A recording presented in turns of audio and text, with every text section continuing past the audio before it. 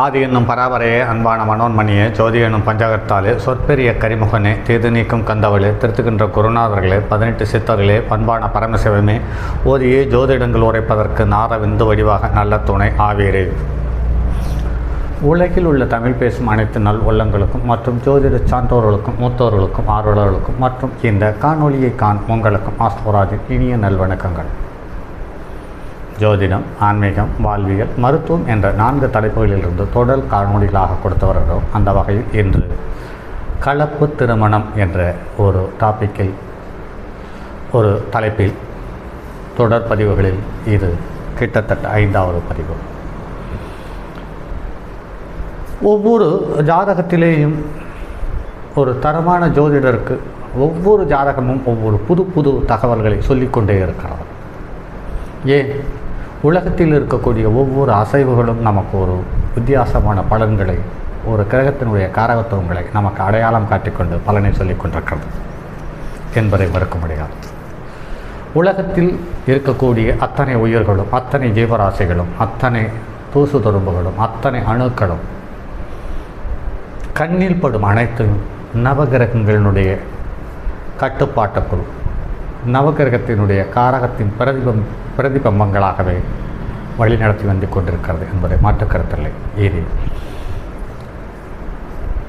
நல்ல 40-50 வருட அனுபவங்கள் உள்ள ஜோதிடர்கள் கூட இந்த மாதிரி தகவல் ஜோதிடத்தில் சொல்ல முடியாது, கிரகங்கள் சொல்லாது என்று சொல்லியிருக்கிறார்கள். இதையெல்லாம் நமக்கு போதிய அனுபவம் அறிவும் இல்லை என்பதைத்தான் அடையாளம் காட்டுகிறது என்பது முதலில் எனக்கு அறிவுறுத்திய ஜோதிடத்துறையினுடைய ஆகச்சிறந்த பேராசிரியர் என்று சொல்லலாம். அப்படிப்பட்ட அனுபவம் சார்ந்த விஷயத்தை தனக்கென்று ஒரு தனி தகுதியோடு வடிவமைத்து ஜோதிடத்தை சொல்லிக் கொண்டிருக்கும் எனது மதிப்புக்கும் மரியாதைக்கும் உரிய ஜி.கே. என்ற ஜி. கோபாலகிருஷ்ணன் அவர்களிடம் தற்போது படித்து கொண்டிருக்கிறேன். அவர்களிடம் படிக்க ஆரம்பித்த பிறகுதான் தெரிந்தது, எல்லாமே கிரகங்கள் தான், எல்லாமே பஞ்சபூத தத்துவங்கள் தான், எல்லாமே பிரபஞ்சம், எல்லாமே இந்த அண்டத்தில் இருக்கிறது. இந்த அண்டத்தில் உள்ள அனைத்தையும் பிண்டத்தில் நவகிரகங்களும் பஞ்சபூதங்களும் ஒன்றாக சேர்ந்து வடிவமைத்து சதுரங்க விளையாட்டுக்களை விளையாடி கொண்டிருக்கிறது என்பதை உணர முடிந்தது. அதற்கு பிறகுதான் பொதுவாக மேடையில் பேசக்கூடிய ஜோதிட பேராசிரியர்களும் ஜோதிட மகான்களும் இப்படி இருந்தால் இப்படி இருக்கும் என்று சொல்லியிருக்கிறார்கள். எப்படி இருந்தால் எப்படி இருந்தது என்பது சார்ந்த தகவலை இதுவரையில் எந்த ஜோதிடர்களும் சொல்லுவதற்கான வாய்ப்பை உண்டு பண்ணி தரவில்லை. அப்படி ஏதாவது கேட்க அவரிடம் விருப்பப்படுமானால் என்னுடைய குழுவில் இணைந்து எனக்கு படிப்பதற்கு வாருங்கள் என்று சொல்லியிருக்கிறார்கள். என்னிடம் படிக்க வாருங்கள் என்று சொல்லியிருக்கிறார்கள். எனக்கும் 1/4 நூற்றாண்டை கடந்து விட்டேன். ஆக இந்த 1/4 நூற்றாண்டாக என்னிடம் வந்த அனைத்து ஜாதகங்களையும் நான் பதிவாக வைத்திருக்கிறேன். அதில் ஜி.கே.வினிடம் படிக்க ஆரம்பித்த பிறகு ஏற்கனவே எழுதி வைத்திருந்த தகவல்கள் கிட்டத்தட்ட 90% அவருடைய நடைமுறை அனுபவத்தில் சொல்லக்கூடிய ஜோதிட முறைக்கு இசைவாக பொருந்தி போயின. சரி, நாம் எதையெல்லாம் தேடிக்கொண்டிருந்தோமோ அதையெல்லாம் நாம் காணொளி வாயிலாக அனைத்து நண்பர்களுக்கும் அல்லது உறவுகளுக்கும் அறிமுகப்படுத்துவோம் அல்லது தெரியப்படுத்துவோம் என்பதற்கான முயற்சி தான் இந்த காதல் திருமணம் சார்ந்த பதிவுகளும் கலப்பு திருமணம் சார்ந்த பதிவுகளும் இருதார யோக அமைப்புகளை கொண்ட பதிவுகளும். அதில் இன்று கலப்பு திருமணம், அதாவது தொடர்பே இல்லாத வேறு இனத்தில், ஒரு இனத்திலிருந்து வேறு இனத்தில் இருக்கக்கூடிய வாழ்க்கை துணையை தேர்ந்தெடுத்து திருமணம் செய்த ஜாதகத்தை இன்று அனுபவத்தில் பார்ப்போம். இது 19/10/94 6:28 PM பண்ருட்டியில் பிறந்தது. லக்னம் அசுபதி நட்சத்திரம் 2ஆம் பாதத்தில் 5.14 பாகை பெற்றிருக்கிறது. பாருங்கள் நண்பர்களே, இது கேதுவனுடைய சாரத்தில் இருக்கிறது. லக்னம் கேதுவனுடைய சாரத்தில். சூரியன் சித்திரை நட்சத்திரம் 1ஆம் பாதத்தில் 26.17 பாகையில் இருக்கிறது. சந்திரன் திருவோண நட்சத்திரம் 3ஆம் பாதத்தில் 17.48 பாகையில் இருக்கிறது. செவ்வாய் பூச நட்சத்திரம் 3ஆம் பாதத்தில் 11.14 பாகையில் இருக்கிறது. புதன் வக்கரமாகி சுவாதி நட்சத்திரத்தில் நின்று 11.38 பாகையில் இருக்கிறது. குரு விசாக நட்சத்திரம் 2ஆம் பாதத்தில் சுயசாரம் ஏறி 23.55 பாகையில் இருக்கிறது. சுக்கிரனும் விசாக நட்சத்திரம் 2ஆம் பாதத்தில் 24.20 பாகையில் இருக்கிறது. சனி சதய நட்சத்திரம் 2ஆம் பாதத்தில் 12.36 பாகையில் இருக்கிறது. ஆக லக்கினத்துக்கு 11க்குரியவனும் லக்கினத்துக்கு 10க்குரியவனுமான சனி சதய நட்சத்திரம், அதாவது லக்கினம் எந்த புள்ளியில் அமைந்ததோ அது கேதுவனுடைய நட்சத்திரம், சனி ராகுவனுடைய நட்சத்திரம். ஆக ஜீவனாதிபதியும் லக்னமும் ஒரே நிழல் கிரகங்களுடைய சாரத்தில் அமர்ந்தது பெரிய பாதிப்பை கொடுத்திருக்கிறது. குரு விசாக நட்சத்திரம் 1ஆம் பாதத்திலிருந்து 22.18 பாகையில் இருக்கிறது. கேது பரணி நட்சத்திரம் 3ஆம் பாதத்திலிருந்து 22.18 பாகையில் இருக்கிறது. இந்த ஜாதகத்தை பாருங்கள் நண்பர்களே.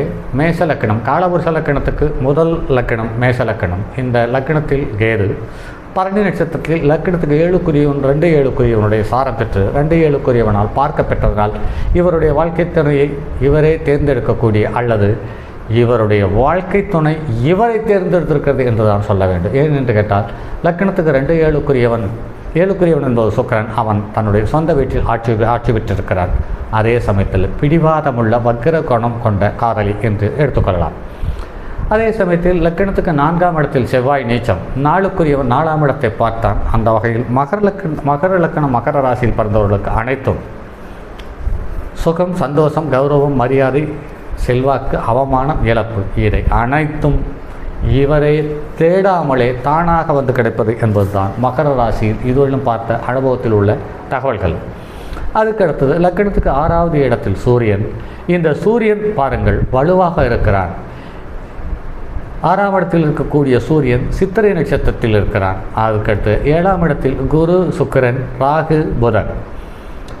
காலப்பகை கிரகமான ராகுவும் புதனும் குருவும் சுக்கிரனும் புதனும் இங்கு வலுவாக வக்கர கிரக நிலையில் இருக்கிறது. அதற்கு அடுத்து 10ஆம் இடத்தில் சந்திரன் லக்னத்துக்கு 4ஆம் இடத்தை பார்த்தது செவ்வாய்க்கு நீச்ச பங்க யோகத்தை கொடுத்தது. 11ஆம் இடத்தில் சனி வக்கரம். இந்த ஜாதகத்தில் பாருங்கள் நண்பர்களே, சுக்கிரன் வக்கரம், புதன் வக்கரம், சனி வக்கரம்.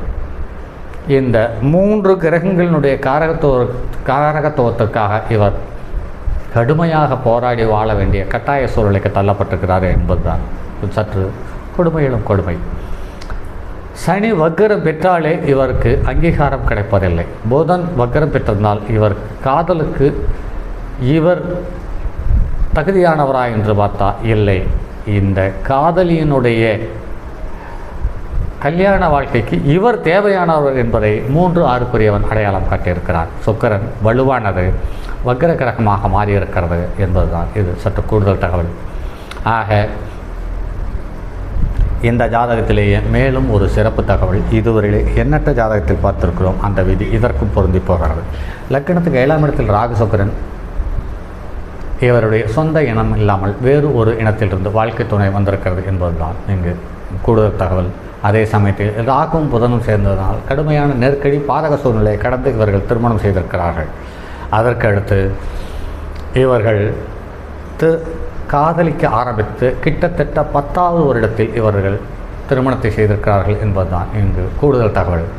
ஆக லக்னத்திற்கும் 7ஆம் இடத்திற்கும் பாலுணர்வு கிரகங்களான செவ்வாய், சுக்கிரன், சந்திரன், சூரியன் இவர்களுக்கு ராகு கேதுவனுடைய தொடர்பு இல்லாமல் இருக்கும் பட்சத்தில் வாழ்க்கை சுமூகமாக இருக்கிறது அல்லது யதார்த்தமான சூழ்நிலையோடு அமைந்திருக்கிறது என்பது நடைமுறையில் பார்க்கிறோம். அப்படி இல்லாவிட்டால் பலமான நெருக்கடிகளையும் சங்கடங்களையும் சந்திக்க வேண்டிய சூழ்நிலையில் இருக்கிறது என்பதை உணர முடிகிறது. ஆக இது ஒரு ஆண் ஜாதகம்.